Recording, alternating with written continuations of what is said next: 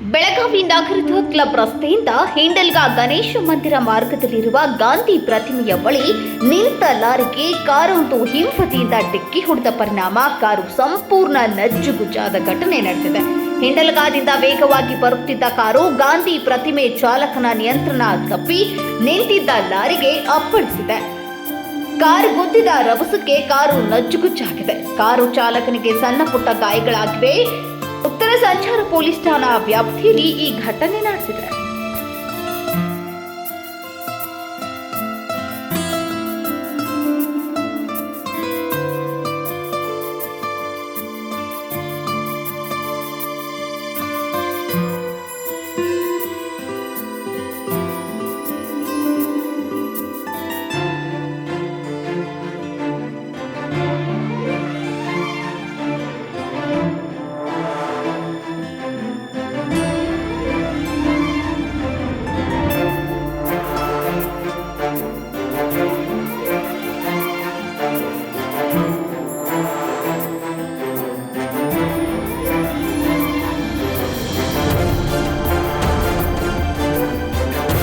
ಹೆಚ್ಚಿನ ಸುದ್ದಿಗಳಿಗಾಗಿ ನೋಡ್ತಾ ಇರಿ ಕನ್ನಡ 9 ನ್ಯೂಸ್.